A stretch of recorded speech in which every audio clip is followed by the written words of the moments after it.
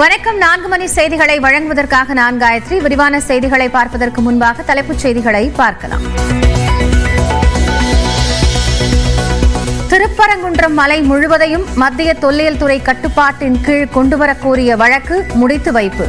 திருப்பரங்குன்றம் மக்கள் அமைதியாக இருந்தாலும் தேவையில்லாத வழக்குகளை தாக்கல் செய்து பிரச்சனையை உண்டாக்கி விடுவீர்கள் போல என நீதிபதிகள் கருத்து. வரும் 25ஆம் தேதி முதலமைச்சர் தலைமையில் நடைபெறவுள்ளது அமைச்சரவைக் கூட்டம். பட்ஜெட் குறித்து ஆலோசனை செய்ய திட்டம். திமுக ஆட்சியில் 90 விழுக்காடு வாக்குறுதிகள் நிறைவேற்றப்பட்டுள்ளதாக முதலமைச்சர் மு.க. ஸ்டாலின் பெருமிதம். தேர்தல் நேரத்தில் அறிவித்த திட்டங்கள் 90% மேல் நிறைவேற்றி காட்டியிருக்கிறோம். இன்னும் மிச்சம் இருக்கக்கூடிய திட்டங்கள் என்ன கேட்கலாம். இதில் நிறைவேற்றப்பட்ட திட்டங்கள், அறிவித்த திட்டங்கள் பல, அறிவிக்காத தேர்தல் நேரத்தில் சொல்லாத திட்டங்களும் நிறைவேற்றப்பட்டிருக்கிறது. அதை நீங்கள் மறந்துவிடக்கூடாது. சென்னை புளியந்தோப்பில் வீடு ஒதுக்கீடு பெற்றவர்களுக்கு விருந்து பரிமாறினார்.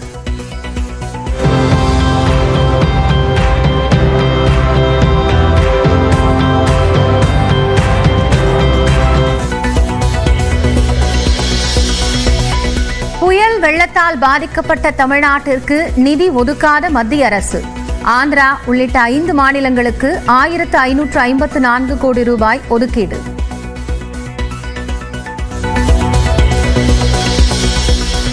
தமிழ்நாட்டை தொடர்ந்து வஞ்சிக்கிறது மத்திய அரசு.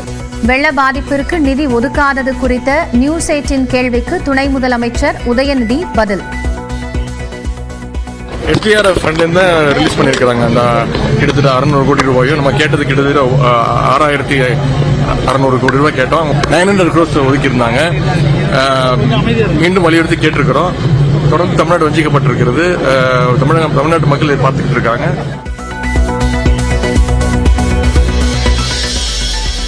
தாவேகாவுடன் கூட்டணி இல்லை என பரவி வரும் அறிக்கை பொய்யானது. தமிழ்நாடு முஸ்லீம் லீக் தலைவர் முஸ்தபா நியூஸ் 8க்கு விளக்கம்.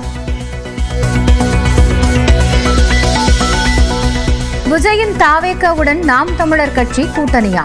தனக்கு சரிவராது என சீமான் பதில்.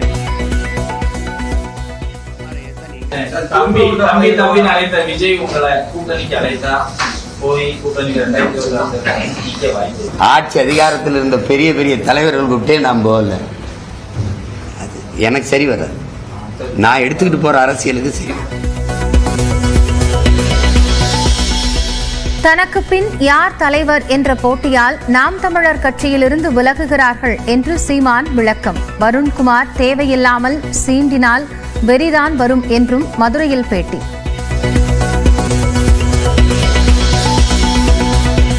ஜெயக்குமார் உள்ளிட்டோர் சிரிப்பு அரசியல்வாதிகள் என திருப்பூர் நிகழ்ச்சியில் ஓ பன்னீர்செல்வம் பேச்சு.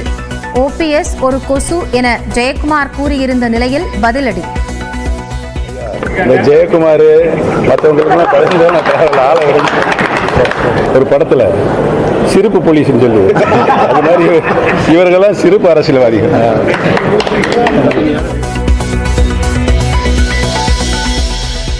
செங்கல்பட்டு அருகே சிங்கப்பெருமாள் கோயில் ரயில்வே மேம்பாலத்தின் ஒரு பகுதி திறப்பு. 15 ஆண்டுகளுக்கு மேலாக கட்டப்பட்டு வந்த பாலம் திறக்கப்பட்டதால் மக்கள் மகிழ்ச்சி.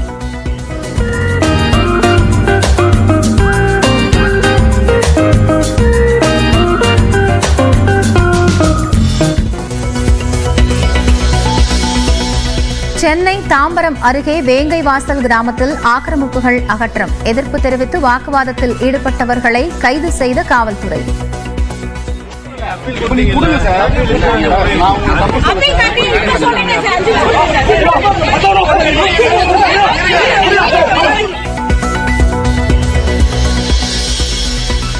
சேலம் மாவட்டம் ஆத்தூர் அருகே மனைவி மற்றும் 3 குழந்தைகளை அரிவாளால் வெட்டிய கணவர்.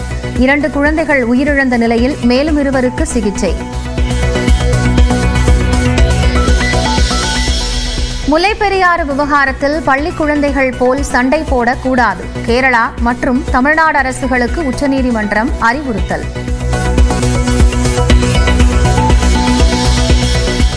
வருகை பதிவு குறைவாக இருக்கும் மாணவரை தேர்வெழுத அனுமதிப்பது முறையாக வருகை பதிவை வைத்திருக்கும் மாணவர்களை கேலிக்குள்ளாக்கிவிடும். சென்னை உயர்நீதிமன்றம் கருத்து.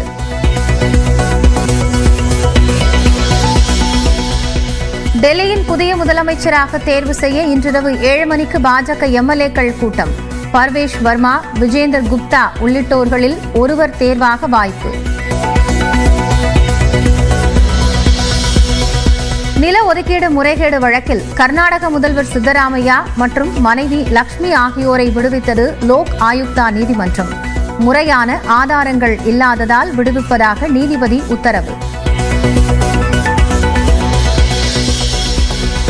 ஆஸ்திரேலியாவில் உள்ள தீவில் கரை ஒதுங்கிய 150 டால்பின்கள் பல உயிரோடு இருப்பதால் மீண்டும் கடலுக்குள் விட முயற்சி.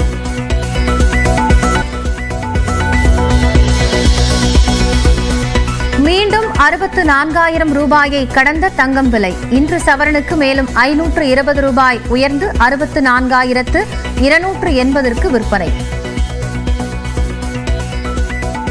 திமுக ஆட்சி காலத்தில் 90% வாக்குறுதிகள் நிறைவேற்றப்பட்டதாகவும் அறிவிக்காத திட்டங்களும் செயல்படுத்தப்பட்டுள்ளதாகவும் முதலமைச்சர் மு க ஸ்டாலின் கூறியுள்ளார். சென்னை புளியந்தோப்பில் உள்ள ராதாகிருஷ்ணபுரம் மற்றும் சத்தியவாணி முத்துநகர் திட்ட பகுதிகளில் நகர்ப்புற வாழ்விட மேம்பாட்டு வாரியம் சார்பில் 712 பயனாளிகளுக்கு புதுப்பிக்கப்பட்ட குடியிருப்புகளுக்கான ஒதுக்கீடு ஆணைகளை வழங்கும் நிகழ்ச்சி நடைபெற்றது. இதற்காக அங்கு சென்று முதலமைச்சர் மு க ஸ்டாலின் சாலையில் நடந்து சென்று பொதுமக்களை சந்தித்தார். அவருக்கு வழிநெடுகிலும் உற்சாக வரவேற்பு அளிக்கப்பட்டது.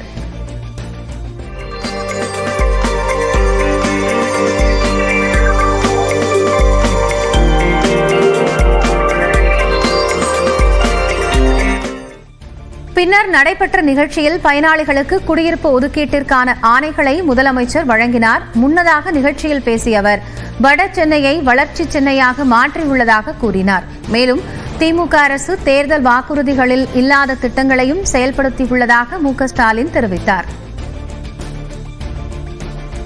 அறிவித்த திட்டங்கள் 90% மேல் நிறைவேற்றி காட்டியிருக்கிறோம். இன்னும் மிச்சம் இருக்கக்கூடிய திட்டங்கள் என்ன என்று கேட்கலாம். இதில் நிறைவேற்றப்பட்ட திட்டங்கள், அறிவித்த திட்டங்கள் பல, அறிவிக்காத தேர்தல் நேரத்தில் சொல்லாத திட்டங்களும் நிறைவேற்றப்பட்டிருக்கிறது. அதை நீங்கள் மறந்துவிடக்கூடாது. அது என்னென்னு என்று கேட்டால் உதாரணத்துக்கு ஒன்று நான் சொல்லுகிறேன். புதுமை பெண் என்கிற திட்டம் தேர்தல் வாக்குறுதிகளை வழங்கப்படவில்லை. அனைத்து தரப்பினருக்குமான வளர்ச்சி திட்டங்களை செயல்படுத்தி வரும் திமுக அரசு மீது பொதுமக்களுக்கு அதிகப்படியான நம்பிக்கை இருப்பதாகவும் முதலமைச்சர் கூறினார். கல்லூரிக்கு செல்கிற போது மாதம் 1000 ரூபாய் அந்த மாணவிக்கு வழங்கப்படும் என்று அறிவித்து இன்றைக்கு அது வழங்கப்பட்டுக் கொண்டிருக்கிறது. அதனால்தான் இன்றைக்கு மாணவிகளை தான் என்னை பார்த்து அப்பா அப்பா அப்பா என்று அழைக்கக்கூடிய ஒரு உணர்ச்சிகரமான நெகிழ்ச்சியான செய்தியை நீங்களும் பார்த்திருப்பீர்கள். இந்த நிகழ்ச்சிக்கு பின்னர் குடியிருப்புகளுக்கான ஆணைகளை பெற்ற பயனாளிகளுக்கு அசைவ விருந்து வைக்கப்பட்டது. முதலமைச்சர் மு க ஸ்டாலின் பயனாளிகளுக்கு பிரியாணி பரிமாறினார். மட்டன் பிரியாணி, சிக்கன் 65 அடங்கிய விருந்து வைக்கப்பட்டது.